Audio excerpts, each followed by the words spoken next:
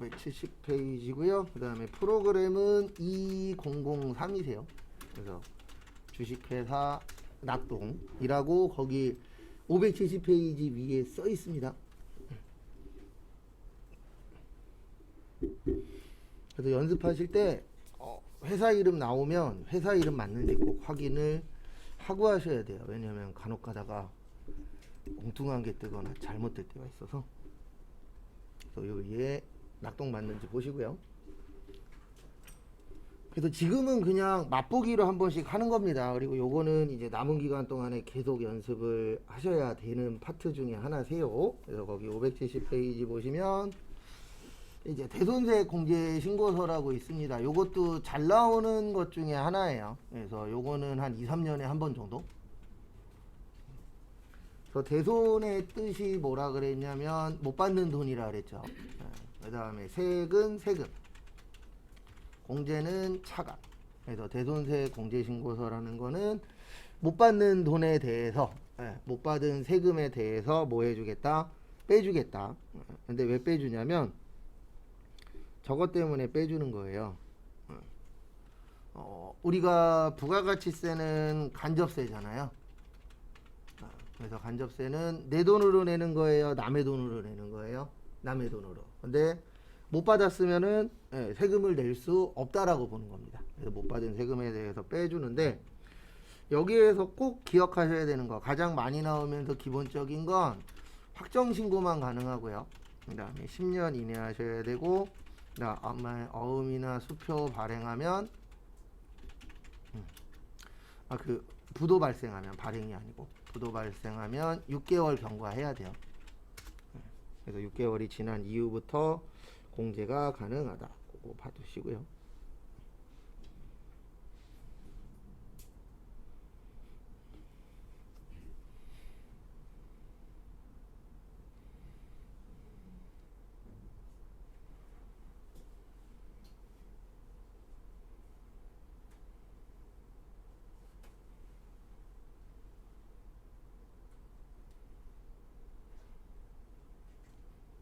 그래서 그거 참고하시고, 그 다음에 여기로 들어오세요. 여기 있어요. 여기 위에 부가가치 누르시면 여기 대손세 공제 신고서라고 위에서 두 번째 있습니다.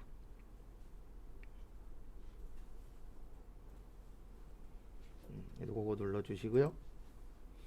그리고 항상 지문을 잘 보셔야 돼요. 그래서 거기 지문에 보시면 일기 확정이라고 되어 있습니다. 일기 확정이면 몇 월에서 몇 월이라고요? 4월에서 6월이에요. 그리고 저희가 어제 연습해서 아마 어제 오신 분들은 요렇게 뜰 수가 있어요. 그러면 아니요 누르세요.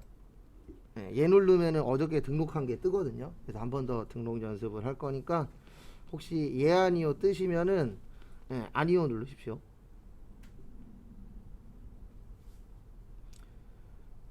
그 다음에 거기 보시면은요, 1번 요게 제일 잘 나오는 내용 중에 하나세요.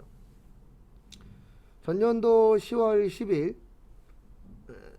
주성전자의 제품 1,000만원을 외상 매출하고 동사발행 어음을 수령하였다. 저기에다 밑줄 치세요. 1월 30일 부도 발생.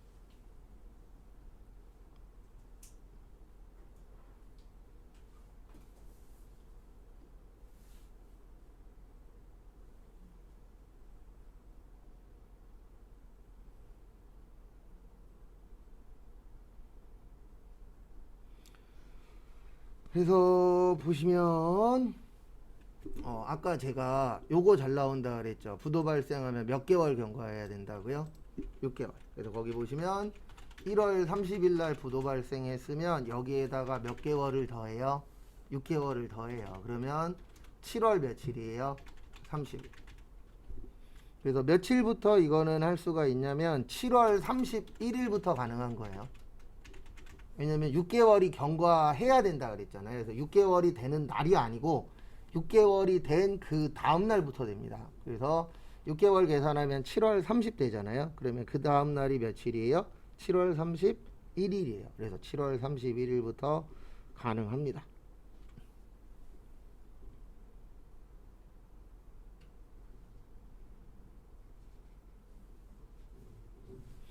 그거 1번은 넣으시면 안 돼요. 그러니까 시험 문제가 어려운 이유가 뭐냐면 다 열심히 넣는 게 안 나와요. 예, 그래서 우리가 시험 볼 때 중요한 게 뭐냐면 이거는 넣어야 돼. 그러면 왜 넣는지도 아셔야 돼요.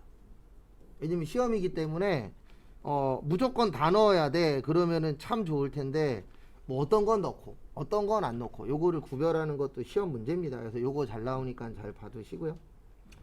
그 다음에 2번은 저기에다가 밑줄 치세요. 세 번째 줄에 실종.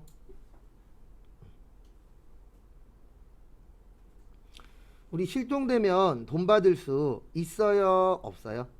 없죠. 네, 그래서 그러면 대손 처리 가능합니다.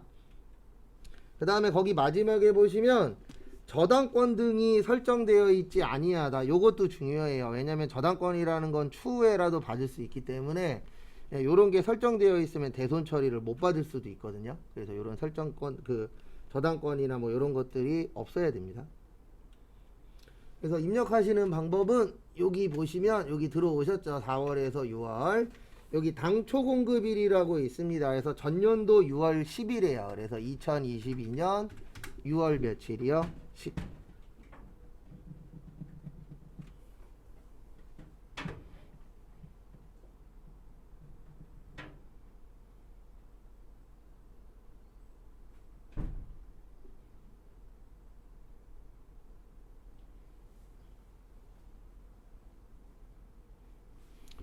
그 다음에 대손확정일은 올해 3월 20일이에요. 그러면 2023년 3월 며칠이요? 20일.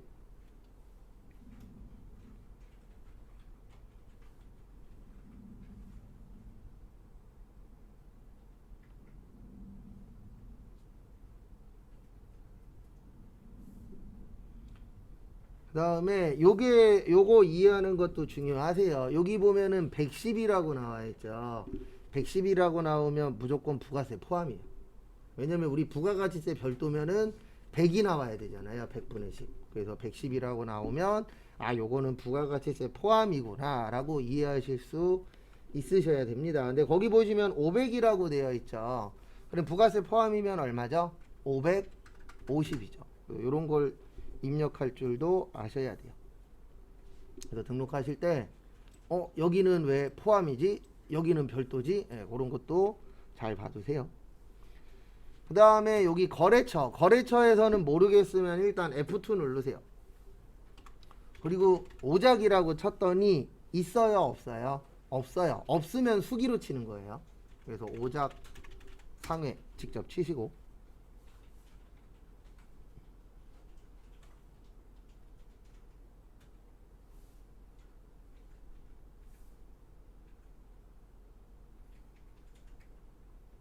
그 다음에 아까 실종되셨다 그랬죠? 그래서 3번. 그 다음에 이름은 김호작 10481-35120 서울시 서초구 방배동 130이라고 거기 안에 보시면 있습니다. 내용 안에.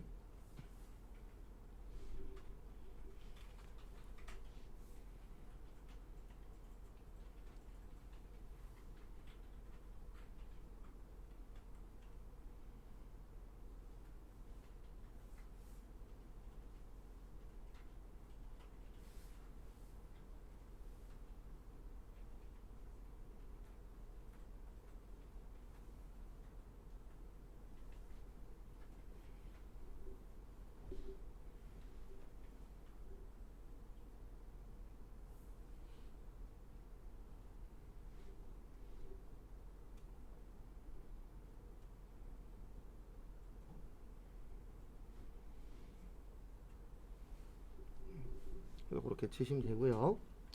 그 다음에 두 번째는 저기에다가 밑줄 치세요. 2019년도 3번. 네, 3번에 보시면 2019년도에 대손 처리하셨대요.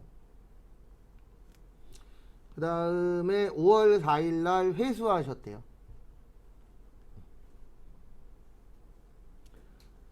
그러면 2019년도에 못 받은 걸 몇 년도에 받은 거죠? 2023년도에 받은 겁니다. 그리고 이런 문제 나오면 실무하셨던 분들은 잘 이해를 못 하세요. 왜냐면은 망했던 회사가 다시 살아나서 돈 갚을 확률은 높아요, 낮아요? 낮습니다. 그래서 종종 실무를 좀 오래 하셨던 분들은 저한테 그 얘기 하세요. 이거 말도 안 된다고. 시험은 말이 되든 안 되든 그냥 푸는 겁니다. 예. 이거 저는 실무에서 못 봤어요. 그건 본인이 못 본 거지 이런 일이 없지는 않잖아요. 거의 없지만. 예. 그래서 연예인들 중에서도 보면 뭐 자기가 빚진 거 아닌데 갚았던 사람들 있어요, 없어요? 있죠. 예. 그래서 이상민 씨도 어쨌든 그 케이스고 김구라 씨도 본인이 빚진 거 아닌데 갚았다라고 하잖아요. 예. 그래서 그런 일이 없지는 않지만 많진 않습니다. 예. 그래서 거기 보시면은 요건 받은 거예요. 요거 받았을 때 주의하셔야 되는 건 이거밖에 없어요. 2019년 9월 10일, 2023년 5월 4일 일단 쳐주세요.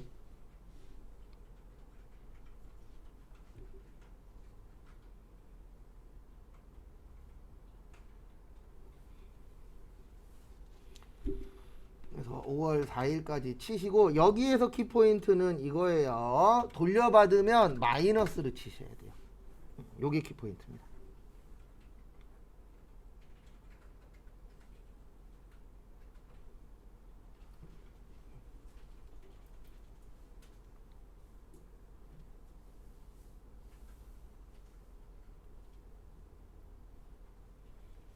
돌려받게 되면은 마이너스로 넣으신다라는 거 좀 이따 설명드릴게요. 그 다음에 거래처에서는 모르겠으면 일단 F2를 누르세요. 그래서 F2를 누르시고 그 다음에 회사 이름이 저기 대한전자죠. 근데 대한전자는 있습니다. 그러니까 시험 보실 때 보면 있을 때 있고 없을 때 있어요. 그래서 있을 때 있으면은 그때는 그냥 있는 거 쓰시면 되고 혹시 없으면은 직접 뭐 하시면 돼요? 등록하시면 됩니다. 그런 부분 참고하시고 그 다음에 여기는 뭐였죠? 파산이었죠. 그래서 파산 잡고 이렇게 해서 등록을 해주시면 되세요. 그 다음에 요거 이제 금액 관련돼서 한번 설명드리고 그 다음에 다음 걸로 또 넘어가도록 하겠습니다.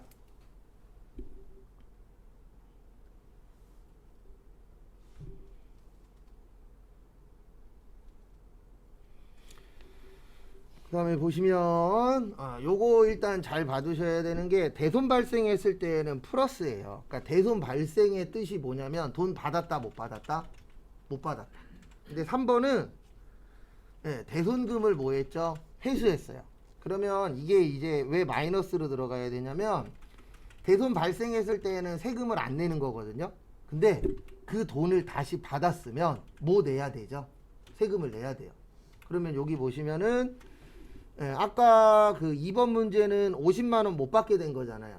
그래서 50만원 입력한 거고 지금은 돌려받았으니까 마이너스로 넣어주셔야 이게 계산이 되잖아요. 그래서 50만원에서 마이너스 30 빼서 얼마만 공제받는 거예요? 20만원만. 그래서 회수받으면은 마이너스 들어간다라는 거 그거 좀 잘 봐두시고요. 그 다음에 나오세요. 나오시고 앞으로 제가 제일 많이 하는 말이 지문 잘 보세요예요. 거기 지문 위에 보시면 대손세 공제 신고서 및 저기에다가 밑줄 치세요. 부가가치세 신고서. 그래서 부가가치세 신고서도 작성을 하셔야 됩니다. 근데 이거 자동이라 작성하실 필요는 없어요. 여기로 오세요. 부가가치세 신고서 누르시고요. 그 다음에 우리 지금 몇 월에서 몇 월이죠? 1기 확정이니까 4월에서 6월이에요. 그래서 4월 1일에서 6월 30으로 들어와 보세요.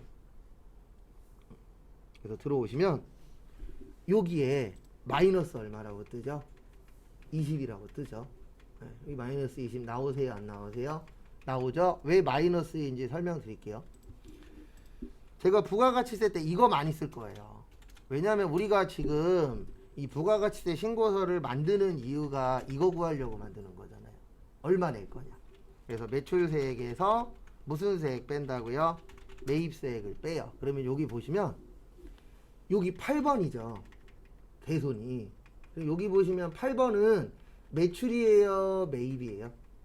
매출이에요. 그래서 만약에 여기에다가 그냥 20을 쓰면 20만 원이 늘어나게 되는 거잖아요. 그러면 세금을 공제받는 거예요? 더 내는 거예요? 더 내는 거죠. 근데 우리가 지금 하는 거는 대손세 공제잖아요. 그러면 공제가 되려면은 그 납부 금액이 늘어나야 돼요, 줄어야 돼요? 줄어야 돼요. 그러면 줄이려면은 매출세액 쪽이니까 금액에다가 얼마를 넣어 주셔야 돼요? 마이너스로. 그래서 요거는 요 구조를 좀 이해하셔야 이해가 되긴 하실 겁니다. 그래서 요거 나올 때마다 제가 지금 했었던 얘기는 계속 설명을 드릴 거예요. 왜냐면 요거 이해해야 되거든요. 시험 볼 때까지. 그 다음에 572페이지. 여기 별표 3개 치세요. 이거 나오면은 저기 대손세 공제 신고서 문제가 어려워집니다. 요번에 하실 거는 대손세 공제 신고서에서 요거 할 거예요. 변제. 솔직히 이것도 실무에서 그렇게 잘 발생하는 건 아니에요. 그러니까 이게 뭐냐면 우리 회사가 과거에 돈을 안 갚은 거예요. 근데 회사가 잘 돼서 다시 뭐를 갚는 거예요? 돈을 갚는 겁니다. 그래도 거기 572페이지 보시면 말이 안 되기는 해요. 부도로에서 돈 안 갚았죠? 맞죠? 네. 그러면 부도난 회사가 다시 잘 된다 그래서 돈 갚을까요? 거의 그럴 일은 없습니다. 그러니까 문제는 그냥 문제로만 받아들이세요. 이거를 실무하고 연관시키면 말이 안 되는 것들이 종종 있어요. 그래서 요거 변제는 뭐냐면 내가 못 갚았었던 돈을 다시 갚았다는 얘기예요. 네. 그래서 일단 여기로 오세요. 여기 대손세 공제신고서. 요런 문제들은 많이 나와야 한 5년에 한 번 나올까 말까예요. 왜냐면 이거 나오면 난이도가 확 올라가는 문제라. 거기 지문에 보시면 2기 확정이라고 되어 있습니다. 몇 기 확정이요? 2기 확정. 그러면 2기 확정이면은 10월에서 몇 월이에요? 12월이. 10월에서 12월 쓰시고.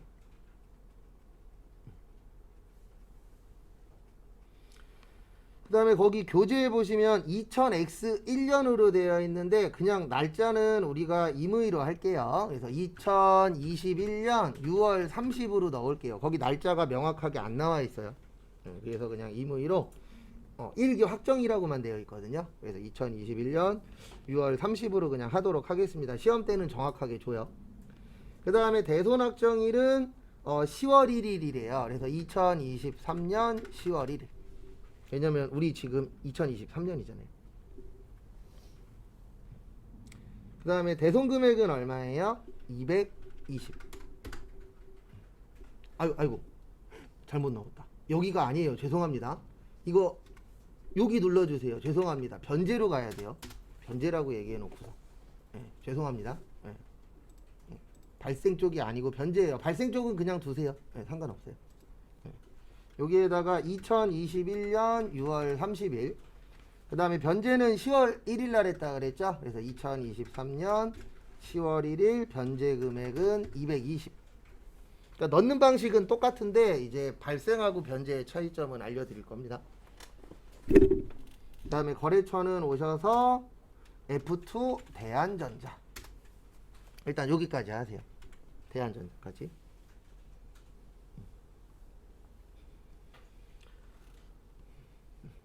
그럼 입력은 다 하고 설명드릴게요. 그 다음에 여기 변제 사유로 오세요. 그래서 변제 사유에다가는 7번 직접 입력. 우리 시험 때에는 어떻게 넣으라고 줘요? 일단 교재에 맞출게요. 대손금 변제 부도라고 적어주세요. 대손금 변제 가로 열고 부도. 거기 교재 있어요. 572페이지 밑에 보시면 대손금 변제의 부도. 그리고 시험 때에는 어떻게 등록하라고 줘요. 그거에 맞춰서 하시면 됩니다.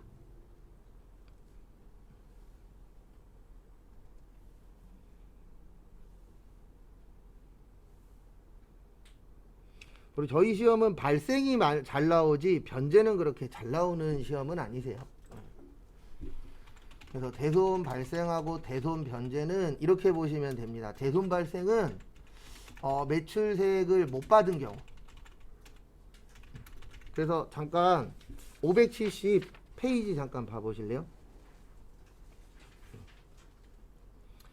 570페이지 거기 1, 2, 3번 읽어보시면 다 이거는 받는 것과 관련된 거예요. 1번은 외상으로 팔았죠.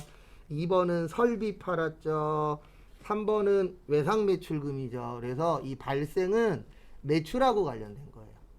그 다음에 대손 변제는 매입세액하고 관련된 겁니다. 그래서 거기 572페이지 보시면 매입세액이라고 되어 있어요.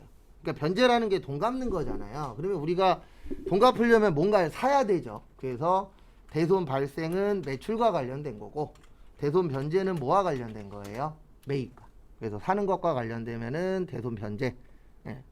그러니까 내가 돈을 안 줬다가 나중에 다시 살아나서 돈을 뭐 하는 거예요? 갚는 거예요. 그건 이제 대손 변제고, 대손 발생은 내가 받아야 될 돈을 뭐 할 때요? 못 받았을 때. 그래서 상황이 좀 다르다라는 거, 그거는 참고를 좀 해주시기 바랍니다. 그 다음에 573페이지에 별표 3개, 요거 잘 나옵니다. 잘 나오는 게 몇 가지 있거든요. 그 중에 하나가 어저께 봤었던 요거 잘 나와요. 부동산 임대공급가액 명세서. 요거 잘 나오고, 그 다음에 좀 전에 본 대손세 공제신고서 요거 잘 나오고, 지금 볼 신용카드 매출전표 등 수령명세서 요것도 좀 잘 나오는 편이에요. 다른 거에 비해서. 근데 워낙 많기 때문에 뭐 잘 나온다라고 해야 1, 2년에 한 문제이긴 합니다. 신용카드 매출전표 등 수령명세서 위에나 밑에다가 요것 좀 적어주세요. 매입의 카과랑 매입의 현과.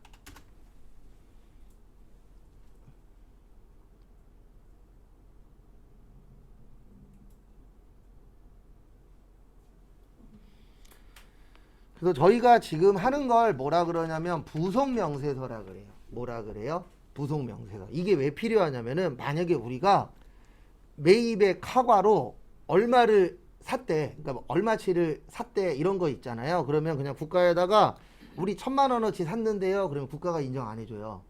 네, 내역까지 뭐 해야 돼요? 보내줘야 돼요. 그래서 우리가 1,000만 원어치를 샀는데 몇 월 며칠 날 이런 거 샀고 몇 월 며칠 날 이런 거 샀고 이걸 다 신고를 해주셔야 됩니다. 그래서 그거 신고 안 하면은 인정이 안 돼요. 그래서 여기에서 주의하셔야 되는 점은 거기 573페이지 박스에 잘 만들어 놓으셨는데 면세는 안 됩니다. 왜냐면 면세는 과세예요, 면세예요? 면세예요. 그래서 면세 관련된 거 안 돼요. 그 다음에 4,800만 원 미만도 안 됩니다. 왜냐면 간이과세자 중에 4,800만 원 미만이신 분들은 뭐만 발행할 수 있다 그랬죠? 영수증만. 그래서 이분들은 세금계산서를 발행해줘도 인정을 못 받아요. 그래서 간이과세자 중에서 4,800만 원 안 되시는 분도 안 되고요. 그 다음에 목욕, 이발, 미용업 안 되고 여객운송업 안 되는데 전세버스만 돼요. 왜냐면 세법에 여객운송업 중에서 여객운송업 중 전세버스만 요거 발행이 가능해요. 그리고 나머지 뭐 비행기라던가 KTX라던가 당연히 시내버스 이런 거에서는 세금계산서 받을 수 있다 없다? 없다. 택시도 안 돼요. 택시 아저씨한테 발행해달라 그러면 저건 발행해줍니다. 그 뭐냐 영수증은. 근데 영수증은 되는데 세금계산서 발행 면제업종이에요. 그 다음에 입장권도 안 돼요.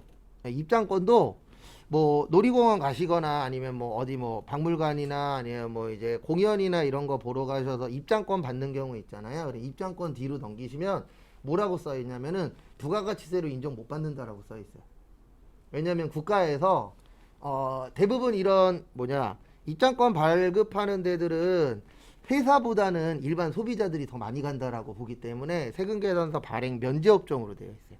그래서 입장권 안 되고, 그 다음에 4번에 불공도 안 됩니다. 왜냐면 여기 보세요. 제가 이것만 된다 그랬잖아요. 카과하고 뭐만 된다고요? 현과. 그럼 불공은 과세예요, 아니에요?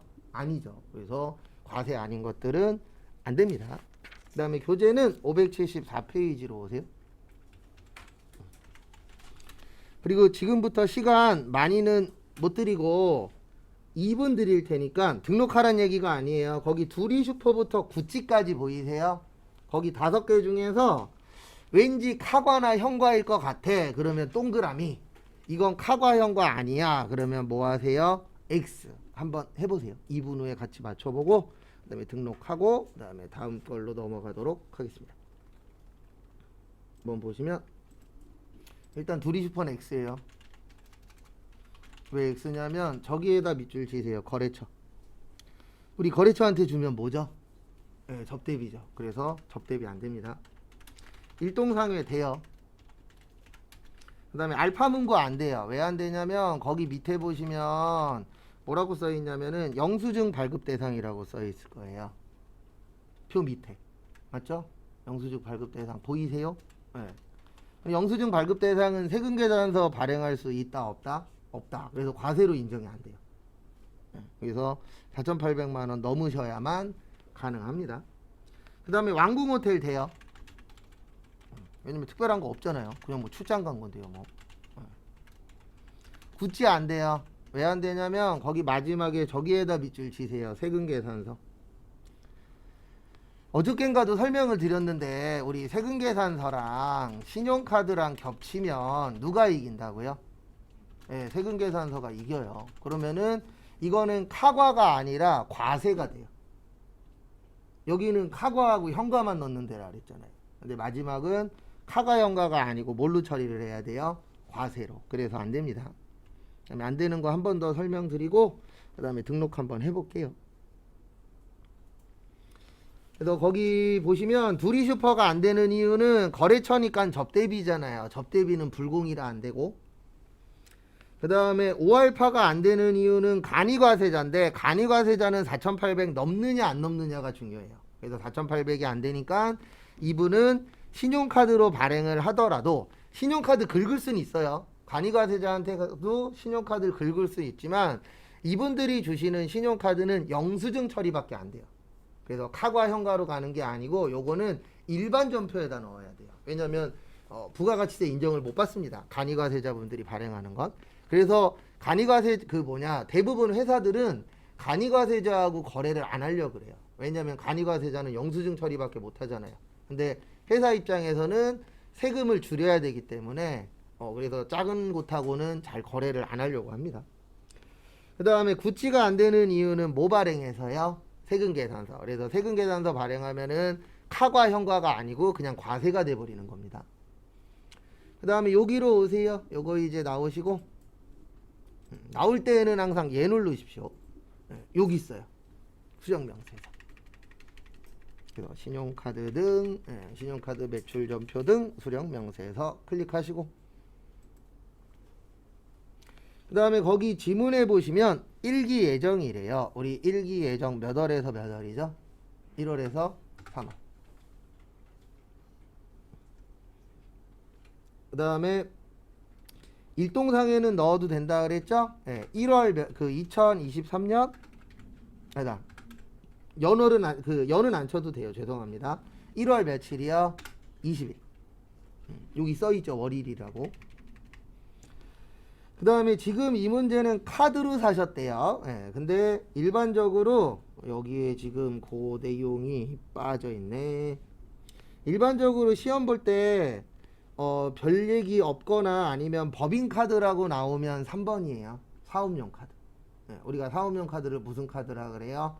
법인카드라고 합니다. 그래서 3번 하시고 그 다음에 공급자가 거래처거든요. 거래처 나왔을 때 모르겠으면 일단 뭐 누르라고요? F2. 그 다음에 거기 회사 이름이 일동. 근데 있어요 없어요? 없죠. 네, 없으면 직접 치는 거예요. 일동상에. 항상 이렇게 생각하세요. 일단 쳐보고 있으면 있는 거 쓰시고 없으면 없는 거 쓰시면 됩니다. 그 다음에 등록번호가 111111119.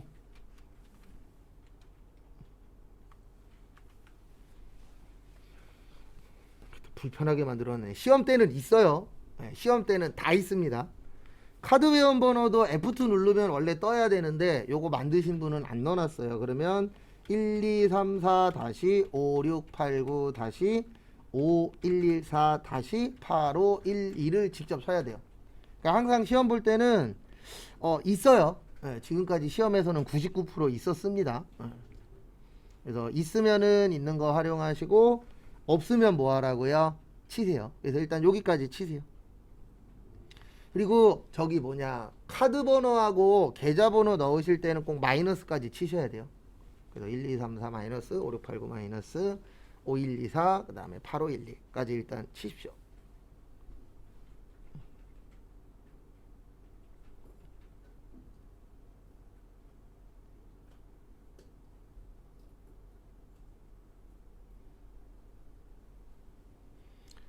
치시고 그 다음에 거기 항상 치실 때 여기 보면서 치세요. 여기 공급가액이라고 되어 있죠. 공급가액은 부가가치세 포함이에요, 별도예요? 별도예요. 근데 거기 지문에는 포함으로 되어 있어요. 그러면 여기에다가는 20만 원으로 치셔야 돼요. 왜 20만 원인지 이해하셔야 돼요. 거기 위에 써 있잖아요. 부가가치세 별도라고. 근데 우리 교재에는 부가가치세 뭘로 되어 있죠? 포함으로 되어 있죠. 그래서 이런 거 구별할 줄 아셔야 됩니다. 그것도 참고를 좀 해주시고요. 그 다음에 저기에다가 넣어주세요. 그 다음에 저거 넣어보세요. 2분 드릴 테니까 왕궁호텔 한번 넣어보세요. 왕궁호텔까지 넣고 그 다음에 다음 걸로 넘어가도록 하겠습니다.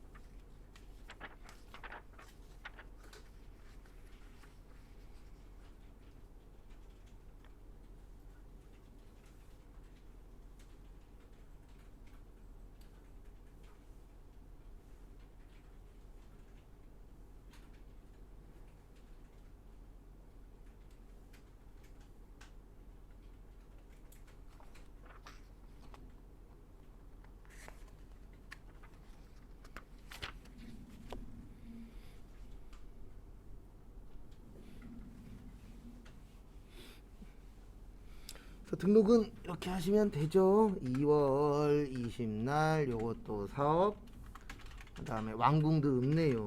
왕궁호텔 555553 그 다음에 123456895114 8512 그 다음에 금액은 50만원에 얼마요? 5만원. 아 위에 금액 잘못 쳤구나. 왜 20을 쳤지? 30이죠 여기. 죄송합니다. 어떤 거요? 예. 네. 아 여기 위에 거 보고 쳤구나. 네. 둘둘둘둘 7이죠. 네. 잘못 보고 쳤네요. 얘만 맞게 쳤네. 그래서 두 개 등록하시고 그 다음에 항상 지문 잘 보셔야 돼요. 거기 위에 보시면 거기에다 밑줄 치세요. 신용카드, 매출전표 등 수령명세서를 작성하고 부가가치세 신고서를 뭐 하시오? 작성하시오. 그래서 저희 시험은 이제 연습 때에는 메인 매출전표에도 넣긴 하지만 실제 시험에서는 메인 매출전표는 대부분 건너뛰고 직접 넣는 걸로 나와요. 그래서 요거 기억하셔야 돼요. 여기 위에 얼마 있죠? 80에 8만원. 그래서 나오세요. 빠져나오시고 그 다음에 다시 여기로 들어오세요. 부가가치세 신고서. 그래서 신고서로 들어오시고 몇 월에서 몇 월이에요? 1월에서 3월이에요. 그래서 1월 1일에서 3월 31일 들어갈 때 아니오로 하세요. 들어갈 때 예 아니오 뜨는 분들이 있을 거예요. 그러면 아니오로 하십시오. 나올 때는 예로 하시고. 왜냐면 들어갈 때 예 치면은요 예전에 등록해 놓은 게 떠요. 근데 저희는 지금 틀만 볼 거기 때문에 뭐 예전에 뭘로 되어 있는 건 신경 쓰실 필요 없어요. 그 다음에 여기 보세요. 카드는 여기 있어요. 오른쪽에. 여기 있죠. 신용카드라고. 그래서 여기 일반 매입에다가 아까 얼마에 얼마 주고 샀죠? 80에 8만원 주고 샀죠. 그래서 일단 등록하시고. 요거 등록하는 연습은 이제 계속 할 겁니다. 왜냐면 이거 등록하는 게 시험 문제 나와요.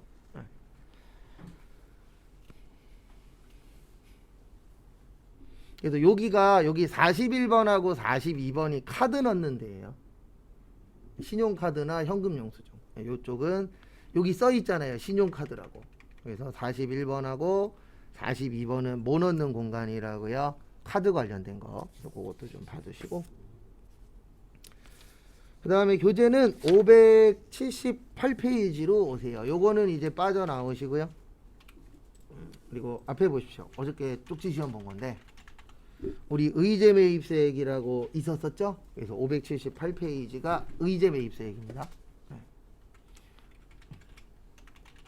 그리고 요 파트는 알고 계셔야 되는 게 종류가 너무 많아서 시험 볼 때까지 연습할 수 있는 데까지 하고 그 다음에 시험장 가서 내가 아는 게 나오길 비는 수밖에 없어요.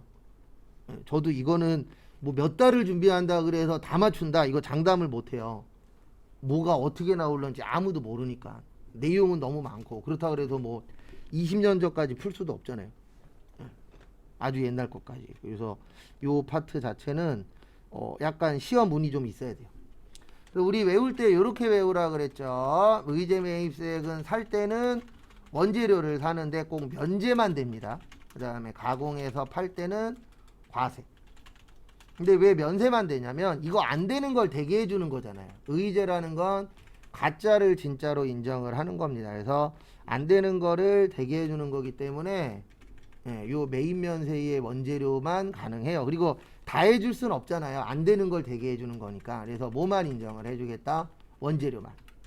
그 다음에 세율은 102분의 2. 그 다음에 중소제조기업하고 개인은 몇 분의 몇이요? 104분의 4. 그 다음에 음식점 중에서 법인은 106분의 6. 개인은 108분의 8. 2억 원 이하는 109분의 9. 이거 참고하시고. 그 다음에 농어민은 제조업만 되고요. 그 다음에 업자하고 거래할 때는 꼭 증빙을 남겨야 돼요. 네, 계산서나 뭐요? 신용카드. 그래서 거기 578페이지 보시면 거기 보시면 제조업자하고 중소기업에 밑줄 쳐져 있어요. 그러면 그 밑에다가 몇 분의 몇이라고 써놔야 돼요. 104분의 4.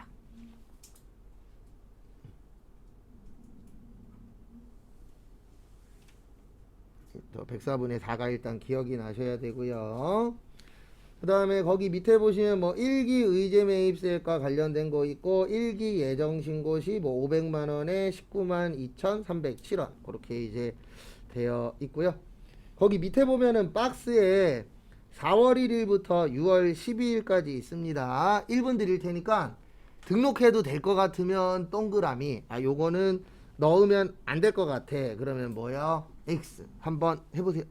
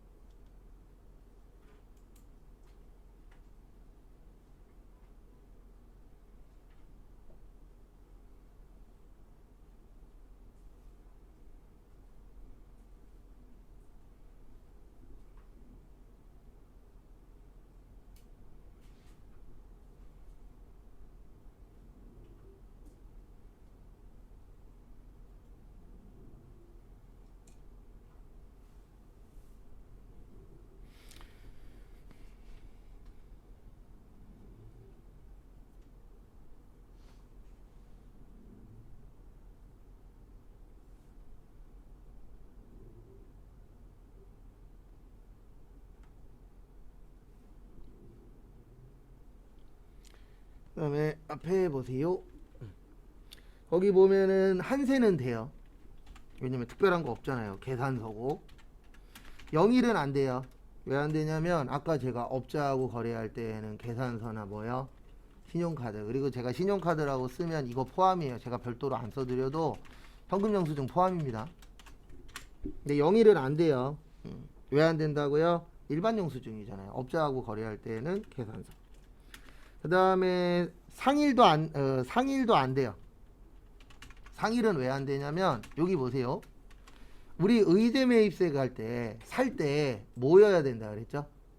원재료여야 된다 그랬죠. 근데 수도요금은 원재료 아니잖아요. 네. 수도요금 뭐예요? 가스 수도료. 네. 그래서 가스 수도료이기 때문에 원재료 아니니까 안 됩니다. 그 다음에 해일은 돼요. 해일 되고, 그 다음에 김한세님 돼요. 왜 되냐면 농어민은 사업자가 아니잖아요. 그래서 농어민 분들은 영수증으로 받아도 인정이 됩니다. 그러니까 이거 시험 문제 왜 내냐면은 헷갈리라고 되는 거예요. 왜냐면 누구는 영수증이어도 되고 누구는 영수증이면 안 되고 이런 식으로 좀 나누어지거든요. 그런 부분도 참고를 좀 해주세요. 그래서 앞으로 저희가 제일 많이 할 것 중에 하나가 OX 많이 할 거예요. 그 다음에 또 다음 거 보도록 하겠습니다. 여기로 와주세요. 여기 보시면 여기 아이고 어디 갔냐? 의제 매입세 여기 있어요. 그래서 의제 매입세 눌러 주시고요.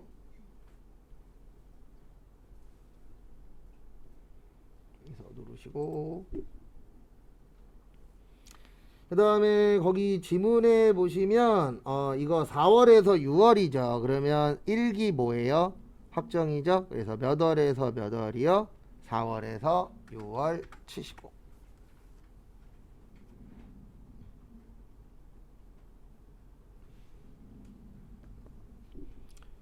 그 다음에 일단 4월 그 공급자에서 F2 한세 쳐보세요. 그러니까 이런 식으로 있을 때 있고 없을 때 있어요.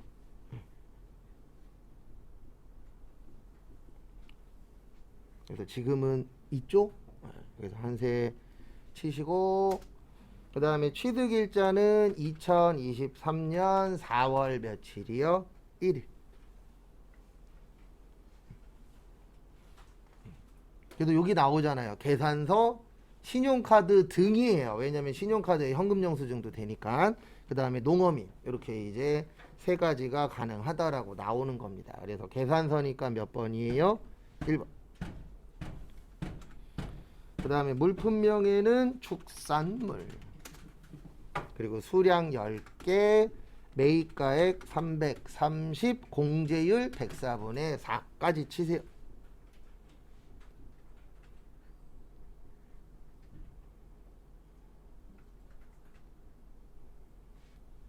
요거까지 등록하시고요. 그 다음에 두 번째로 해일을 넣어야 되는데 주의하셔야 되는 점이, 해일 여기에다 치시면 안 돼요. 왜냐면 해일은 회사가 다르잖아요. 그래서 요 옆에 오셔서 또 F2 해일, 그 다음에 2023년 5월 7일 신용카드 해산물 수량은 10개, 그 다음에 254만원에 104분의 4 또 치세요.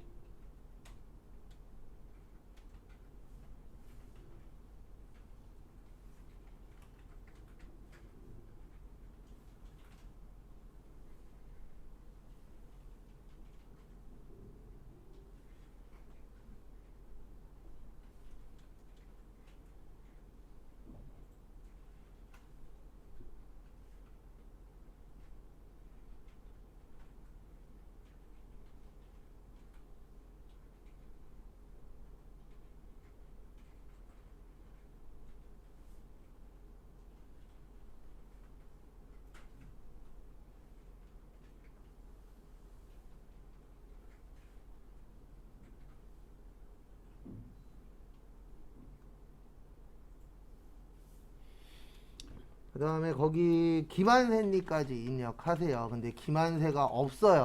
없으면 치는 겁니다.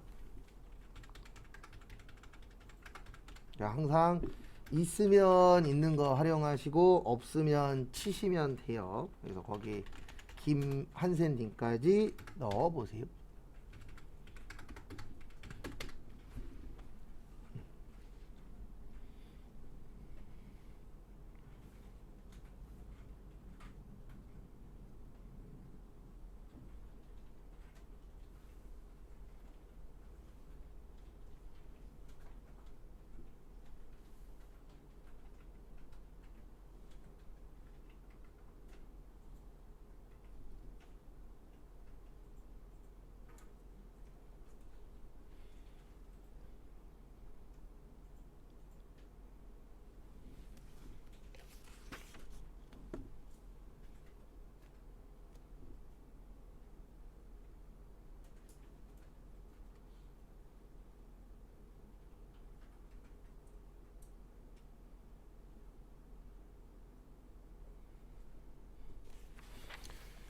그다음에 이거 시험 문제가 옛날에는 좋은 문제였거든요. 여기까지 넣으면 딱 끝이었어요. 예전에는. 근데 이게 한도가 나오고 나서는 솔직히 안 좋은 문제가 됐어요.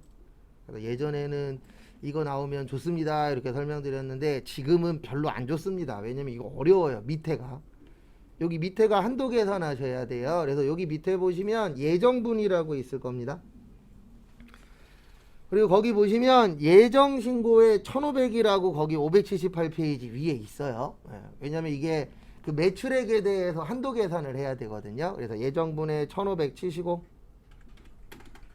그 다음에 확정은 얼마예요? 2500. 여기까지는 괜찮아요. 근데 문제는 뭐냐면 여기가 문제예요.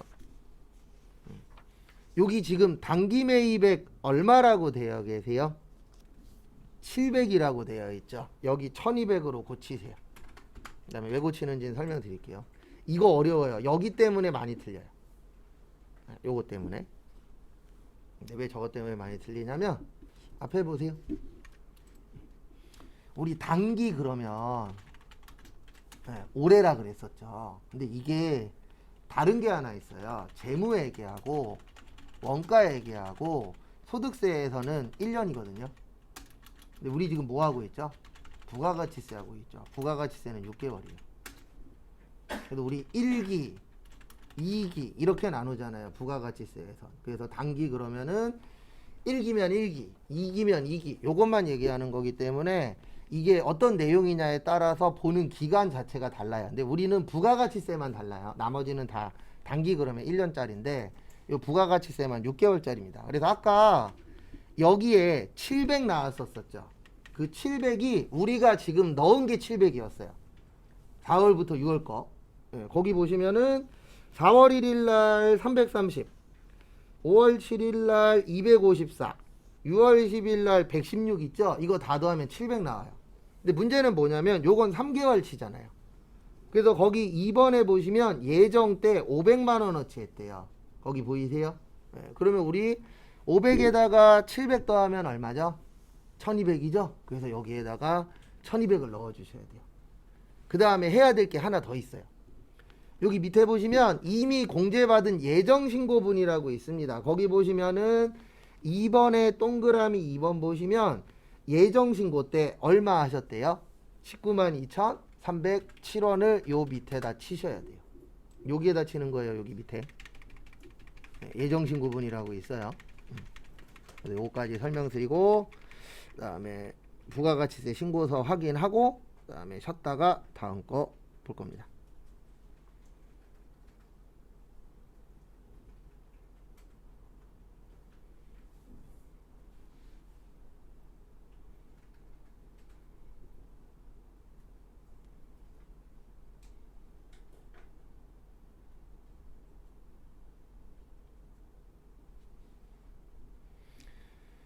그다음에 앞에 보시면은요, 요게 이제 뭐냐면 결론은 이 의제 매입세 계산하실 때 확정 신고는 이렇게 하도록 되어 있어요. 어떻게 하도록 되어 있냐면 6개월치에서 3개월치를 빼요.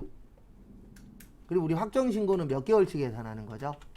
3개월치 계산하는 거죠. 그래서 여기 좀 전에 넣은 여기 위에 데이터가 6개월치를 넣잖아요. 왜 6개월치를 넣냐면은 요 의제 매입세 계산서에서는 그 의제 매입세 신고서에서는 6개월치를 계산을 해서 3개월치를 빼도록 되어 있어요. 그래서 6개월치 계산해 봤더니 요 금액이 나온 거예요. 461538. 여기 6개월치예요. 근데 우리가 예정 신고 때 얼마치 했죠? 192307만큼 했죠. 그래서 우리가 실제 확정 신고 때 인정받는 건 얼마만 인정받는 거예요? 269231만. 그래서 제 개인적인 생각은 그냥 이런 거 안 나오는 게 좋은 겁니다. 그래서 이제 남은 것 중에 안 나오면 좋은 것들만 남았어요. 그래서 요 금액 적으세요. 269231 빈 공간에다가.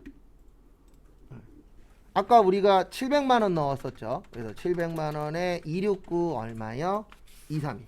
그래서 우리가 확정 신고 때는 700만 원어치 샀는데 그 중에서 26만 9,231원만 인정된다는 뜻이에요. 그리고 대부분 시험은 부가가치세 신고서까지 안 가는데 일단 연습대회는 가라고 하니까 갈게요. 그래서 나오세요. 나오시고 얘 누르시고 그 다음에 여기로 오십시오. 부가가치세 신고서. 그리고 이 파트는 오늘 절대 안 끝나요. 시험 볼 때까지도 끝날지 안 끝날지 몰라요. 이건 케바케입니다. 제가 분명히 말씀드리는데 어떤 사람은 마무리가 된 사람도 있을 수 있고 어떤 사람은 감도 못 잡고 시험 보는 사람도 있어요. 이거는 개인 연습을 좀 많이 하셔야 됩니다. 그 다음에 얘 누르세요. 아니요 누르세요. 아니요 누르세요. 그러면 여기 나오죠. 의제 매입세액이라고 43번에 700만원에 얼마요? 26만 9,231원.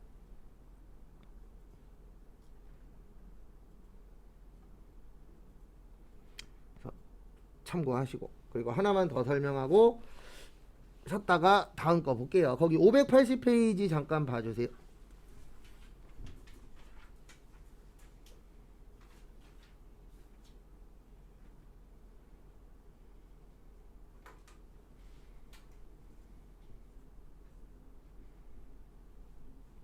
그래서 거기 보시면 580페이지 제일 밑에 보시면 분계 있거든요. 네, 거기 이 분계를 뭐라 그러냐면 의제 매입세액 분계라고 해요.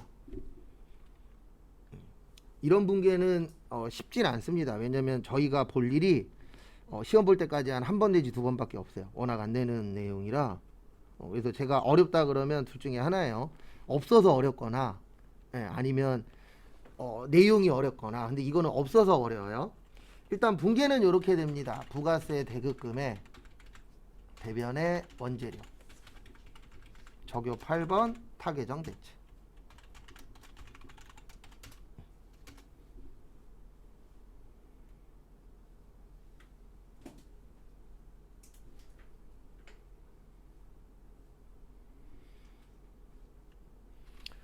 그래서 왜 이렇게 되냐면 여기에서 키포인트 우리 매입세액은 부가세 뭐라 그러죠? 대급금. 맞죠? 매출세액은 뭐라 그래요? 부가세 예수금. 그래서 매입세액으로 인정한다 그랬잖아요. 그러면 매입세액으로 인정받으려면 개정 과목은 무조건 얘가 나와야 돼요. 뭐가 나와야 돼요? 부가세 대급금. 그래서 부가세 대급금 처리한 거고 왜 원재료는 줄여줬냐면 이거 자산의 감소예요. 대변이니까. 그 원재료를 줄이는 이유는 뭐냐면은요.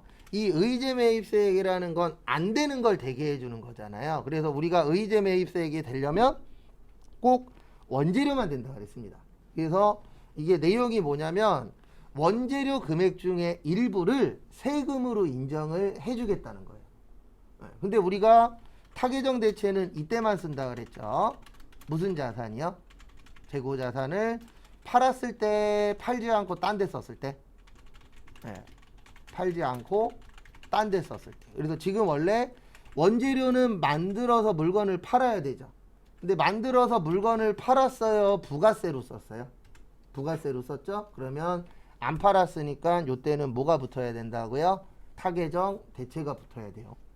그래서 쉬운 파트는 아닙니다. 그래서 나올 때마다 반복적으로 설명은 드릴 건데 시간 나시면 혼자서 꼭 연습해 보시고 막히는 거 꼭 물어보셔야 돼요.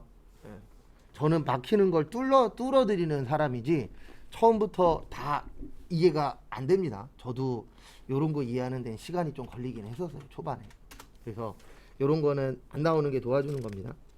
그 다음에 잠깐 쉬었다가 10시 45분에 저기 581페이지 재활용부터 볼게요.